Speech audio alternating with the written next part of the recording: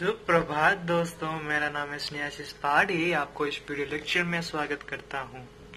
तो फिर अभी तक जो भी डिस्कस हुआ है ना, वो सारा ज्योग्राफी के बारे में डिस्कस हुआ है, लेकिन हम इस वीडियो में लाइफलाइन ऑफ नेशनल इकोनॉमी के बारे में कुछ बातचीत करेंगे जो कि 10th क्लास की ज्योग्राफी में है। अगर इसके बारे में जो कि lifeline of economy, lifeline of national economy के बारे में बात करें तो फिर लाइफलाइन क्या होता है, मीन्स पहला टॉपिक हम डिस्कस करेंगे, उसके बाद कंसेप्ट में जाएंगे।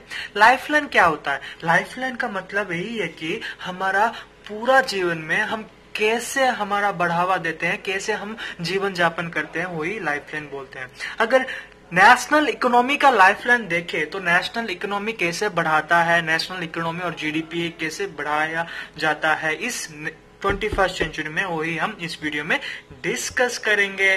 ठीक है, समझ आ गया मैं क्या बोलना चाहता हूँ?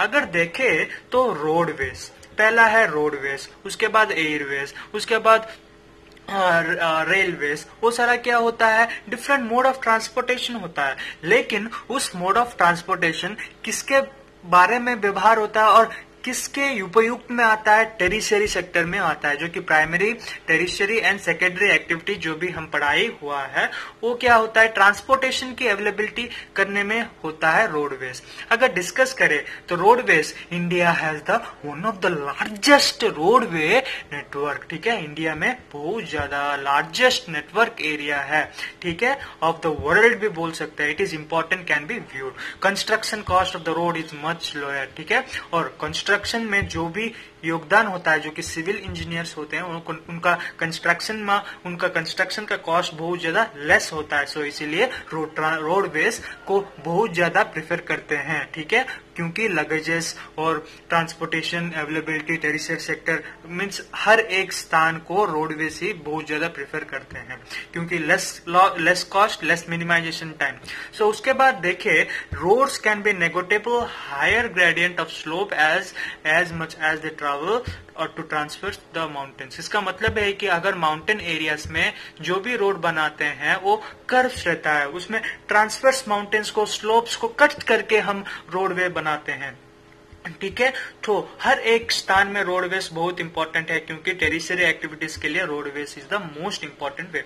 उसके बाद the golden quadrilateral super highway, very very important, जो कि the government has launch the major roadway development project linking Delhi, Calcutta, Mumbai, ठीक है, और 6 लाइन सुपर हाईवे जो कि कलकत्ता, दिल्ली और मुंबई से गुजरा हुआ है, जो कि गोल्डन क्वाड्रिलेटरल हाईवे भी बोल सकते हैं, ठीक है। वो government developed major roadway project है, ठीक है, समझ आ गया मैं क्या बोलना चाहता हूँ। उसके बाद देखेंगे वेरी वेरी इंपॉर्टेंट क्या है, कश्मीर से कन्याकुमारी। कश्मीर से कन्याकुमारी नहीं है, ये नॉर्थ से लेकर साउथ तक जो भी प्रोजेक्ट्स डेवलपमेंट हो रहा है गवर्नमेंट की तरफ से, वो सारा हम इस वीडियो में पढ़ेंगे, जो कि रोड ट्रांसपोर्टेशन में आता है। उसके बाद देखेंगे तो north south corridor linking Srinagar, Jammu Kashmir and Kanyakumari, Tamil Nadu, west और ईस्ट वेस्ट कॉरिडोर अगर देखे तो ईस्ट से लेकर वेस्ट तक कॉरिडोर देखे तो सिंचाल, आसाम से लेकर पोरबंदर, गुजरात तक मेजर ऑब्जेक्टिव रोड प्रोजेक्ट हुआ है और लागू हुआ है गवर्नमेंट की तरफ से। उसके बाद रेलवे का डिस्ट्रीब्यूशन किसी प्रकार हुआ है। रेलवे जो कि largest railway economy, largest railway production economy India भी कहते हैं। क्यों रेलवे क्यों ज्यादा प्रेफर करते हैं? गुड्स ट्रांसफर करने के लिए एक जगह से दूसरी जगह, हाँ, रेपुटेड टाइम में जाने के लिए, वो सारा हम रेलवे ही प्रेफर करते हैं। अगर देखें, it has been influencing by physiographic, economy and administrative factors, जो कि वेरी वेरी इंपॉर्टेंट है रेलवे में। उसके बाद Himalayan mountain regions are unfavourable for the construction of railway lines due to high relief spare population and each economy of the opportunities. इसका मतलब यही है कि हिमालयस में और हिमालयन ग्लेशियर्स में बहुत ज्यादा कम पॉपुलेशन मिलते हैं, और बहुत ज्यादा कम पॉपुलेशन मिलते हैं तो रेलवे का क्या जरूरत है?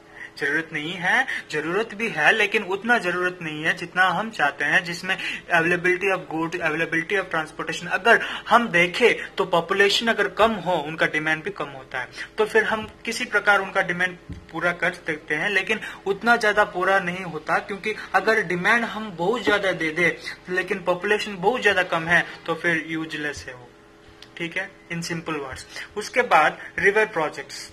Reverse is also created problem for laying railway tracks. So अगर देखें तो रिवर्स को भी कट करके, रिवर्स को भी हम मिडिल से लेकर हम रिवर्स को बहुत ज्यादा कंस्ट्रक्शन वर्क करके वो क्या बनते हैं, रेलवे ट्रैक्स बना देते हैं, ठीक है। उसके बाद pipelines. Pipelines of the transport network is a new arrival of the transportation map of India.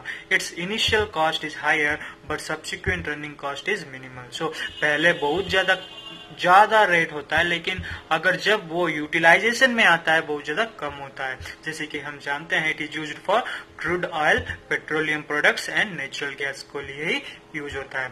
तो अगर देखें तो 3 इंपॉर्टेंट नेटवर्क्स क्या क्या है। Oil field and Assam to Kanpur, एक पाइपलाइन जो कि जुड़ा हुआ है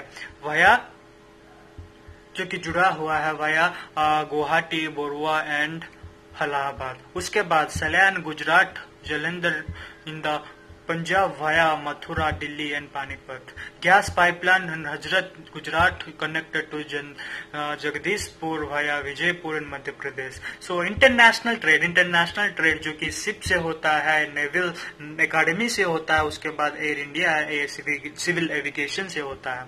अगर देखें तो इंटरनेशनल ट्रेड किसे बोलते हैं, the trade between 2 countries is known as international trade. Export and import works those which countries, और हम जो कंट्री से लेते हैं और देते हैं उसको ये एक्सपोर्ट एंड इम्पोर्ट कहते हैं। उसके बाद देखिए the favourable balance of the trade, इसका मतलब है कि इक्वल बैलेंस, इक्विलेटरल ट्रायंगल भी बोलते हैं, जिसमें हर एक स्थान में इक्वल अपॉर्चुनिटीज दिया जाता है और इक्वल ट्रेड अपॉर्चुनिटीज दिया जाता है। Tourism as a trade, tourism भी एक ट्रेड है जिसमें हमारा योगदान बढ़ता है इकोनॉमी बहुत डिपेंड करता है टूरिज्म के बारे में। क्योंकि डिपेंड करता है हर एक कंट्री जो भी हमारा देश में घूमने आते हैं उनका टैक्सेस बहुत ज्यादा होता है। सो इसी प्रकार हमारा इकोनॉमी का ग्रोथ भी होता है। So tourism is India as growing subsequent helps, ठीक है, वो प्रोमिनेंट रोल पर प्ले करता है टूरिज्म।